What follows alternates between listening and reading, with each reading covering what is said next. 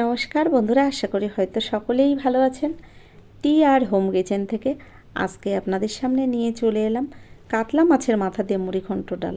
এই ভিডিওটা অনুরোধ করেছে আমাকে বনানী বিশ্বাস, আর বনানীর জন্যই আমি তৈরি করে দেখাচ্ছি এই মুড়িঘণ্ট ডালের রেসিপি। তো দেখুন, এখানে আমি 400 গ্রাম মুগ ডাল নিয়েছি, আর এটা কিন্তু সোনা মুগ ডাল। একদম ছোট ডালটাই নেবেন আপনারাও যখন তৈরি করবেন। তা দেখুন, আমি ডালটা প্রথম ভেজে নিচ্ছি। কড়াইটা গরম বসিয়ে দিয়েছিলাম, কড়ার মধ্যেই আমি ডালগুলো দিয়ে দিলাম, আর আমি শুকনো খোলায় মুগ ডালটা প্রথম ভেজে নিচ্ছি। দেখুন, কোনো তেল দিইনি, এখানে শুকনো খোলার মধ্যেই আমি ডালটা দেখুন ভেজে নিচ্ছি। আর মুগ ডাল আমি কিন্তু খুব বেশি ভাজা করি না, একদম লাল লাল করে এরকম ভাজা করি না, মোটামুটি হালকা একটু লাল হয়ে গেলেই আমি ডালগুলো নামিয়ে নেব।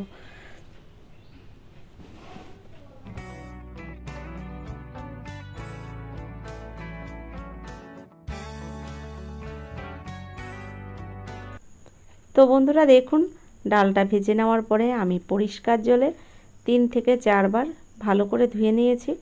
আর এদিকে কড়াইতে আমি জল গরম বসিয়ে দিয়েছিলাম, সেই জলের মধ্যে ডালটা সিদ্ধ হতে বসিয়ে দিলাম।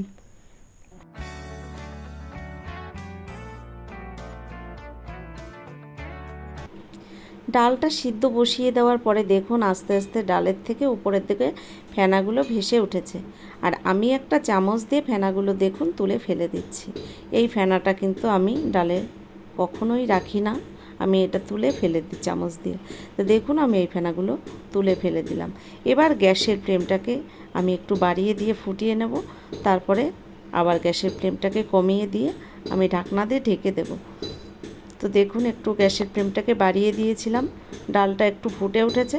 এবার গ্যাসের ফ্লেমটাকে কমিয়ে দিয়ে ঢাকনা দিয়ে ঢেকে দিলাম। তো কিছুক্ষণ বাদে ঢাকনাটা খুলে দেখলাম ডালটা এখনও পুরোপুরি সিদ্ধ হয়নি। আমি আবার কিছুক্ষণ টাইমের জন্য ঢাকনা দিয়ে ডালটাকে সিদ্ধ হওয়ার জন্য ঢেকে দেবো। টাইমের জন্য আমি একটা ঢাকনা দিয়ে আবার ঢেকে দিয়েছিলাম সিদ্ধ হওয়ার জন্য। তো দেখুন, ডালটা পুরোপুরি সিদ্ধ হয়ে গেছে, আর সিদ্ধ করা লাগবে না। তো দেখুন, একটা চামচ দিয়ে আমি ডালগুলো একটু নেড়ে চেড়ে নিলাম। এবার এর মধ্যে আমি পরিমাণ মতো জল দিয়ে দেবো।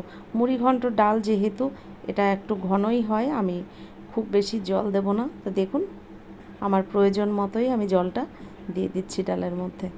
ফুটতে শুরু করেছে, আর আমি এইভাবেই কিছুক্ষণ ডালটা ফুটিয়ে নেব। থাকুক, আমি এদিকে মাছের মাথাটায় লবণ হলুদ মাখিয়ে নিই। তা দেখুন, এখানে আমি বড় সাইজের একটা কাতলা মাছের অর্ধেকটা মাথা নিয়েছি। এখানে আমি এই মাছটার ওজন ছিল 6.5 কেজি। আমি মাছটার পুরো একটা মাথা পাইনি, যে কারণে অর্ধেকটা মাথাই আমি নিয়েছি। ডালটা এখানে ফুটে গেছে, অনেকটাই ঘন হয়ে গেছে। ডালটা নামিয়ে নিলাম, আর লবণ হলুদ মাখিয়ে মাছের মাথাটা সরিয়ে রাখলাম। তো দেখুন, এবার আমি এরকমই ঘনত্ব রেখেছি ডালটায়।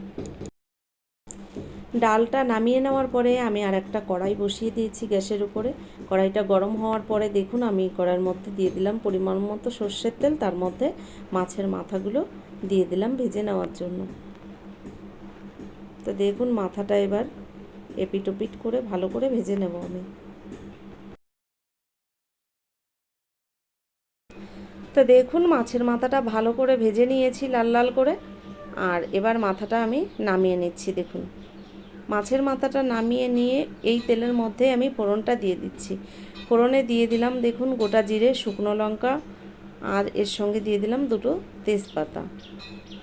শুকনো লঙ্কা তেজপাতা দেওয়ার পরে এর মধ্যে দিয়ে দিচ্ছি বেশ কয়েকটা কাঁচা লঙ্কা আমি কেটে রেখেছি, লঙ্কাগুলো দিয়ে দিলাম, আর একটা টমেটো ছোট ছোট টুকরো করে কেটে দিলাম এই তেলের মধ্যে।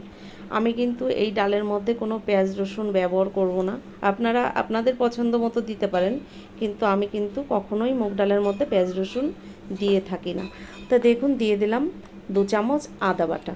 আদা বাটাটা দেওয়ার পরে দেখুন দিয়ে দিচ্ছি 1 চামচ জিরের গুঁড়ি, 1 চামচ লঙ্কার গুঁড়ি, আর দিয়ে দিলাম স্বাদ অনুযায়ী লবণ আর হলুদ। আর এর সঙ্গে আমি দিয়ে দেব 2 চামচ চিনি। এবার ভালো করে মশলাটা একটু কষে নেব। হালকা একটু জল দিয়ে দিলাম মশলাটা যাতে পুড়ে না যায়। মশলাটা কষে নেওয়ার পরে তারপরে আমি ডালটা ফোড়ন দিয়ে দেব।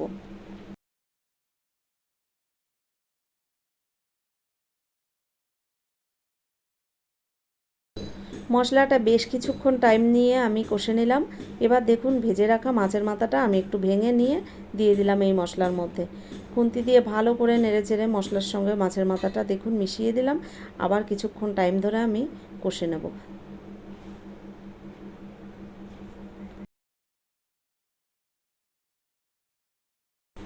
ভেজে রাখা মাছের মাথাটা মশলার মধ্যে দেওয়ার পরে আমি আরও কিছুক্ষণ কিন্তু কষে নিয়েছি। এবার দেখুন ফুটিয়ে নেওয়া ডালটাই ঢেলে দিলাম এই মশলা আর মাছের মাথার মধ্যে। খুন্তি দিয়ে একটু নেড়েচেড়ে সব কিছু ভালো করে মিশিয়ে দিলাম। এবার আমি বেশ কিছুক্ষণ টাইম নিয়ে এই ডালটা কিন্তু ফুটিয়ে নেব। তো অনেকেই আছেন যারা মুড়িঘণ্ট ডাল খেতে পছন্দ করেন কিন্তু রান্না করতে পারেন না, তারা অবশ্যই আমার এই রেসিপিটি একবার ফলো করবেন। আশা করি আপনারা অনুষ্ঠান বাড়ির মতন করেই ঘরে তৈরি করতে পারবেন মুড়িঘণ্ট ডাল। তো দেখুন রান্নাটা প্রায় হয়ে গেছে। আর এবার আমি নামিয়ে নেওয়ার আগে ওপর দিয়ে দিয়ে দেবো 1 চামচ গরম মশলা, তার সঙ্গে দিয়ে দেবো 1 চামচ ঘি, তাহলেই ডালটা কমপ্লিট হয়ে যাবে। তো দেখুন দিয়ে দিলাম গরম মশলা। এবার আমি ঘিটা দিয়ে একটু নেড়েচেড়ে নামিয়ে নেব। তো আমার এই মুড়িঘণ্ট ডালের রেসিপিটি যদি আপনাদের ভালো লেগে থাকে তাহলে অবশ্যই আমার চ্যানেলটিকে সাবস্ক্রাইব করবেন, সঙ্গে সঙ্গে একটা লাইক, কমেন্ট আর বন্ধুদের মধ্যে অবশ্যই শেয়ার করে দেবেন। আমার ভিডিওগুলো যদি আপনাদের পছন্দ হয়ে থাকে তাহলে আমার ভিডিওর পাশে থাকা বেল আইকনটি ক্লিক করে নোটিফিকেশানটা অল করে দেবেন, তাহলে আমার ভিডিও আপলোড করার সঙ্গে সঙ্গে তার নোটিফিকেশানটা আপনার কাছে পৌঁছে যাবে। তো দেখুন ডালটা পুরোপুরি কমপ্লিট হয়ে গেছে, আমি নামিয়ে নিলাম। আর এটা দেখতে যেমন সুন্দর হয়েছে আশা করি আপনারা বুঝতেও পারছেন এটা খেতেও ভালো হয়েছে। ধন্যবাদ ভিডিওটা দেখার জন্য।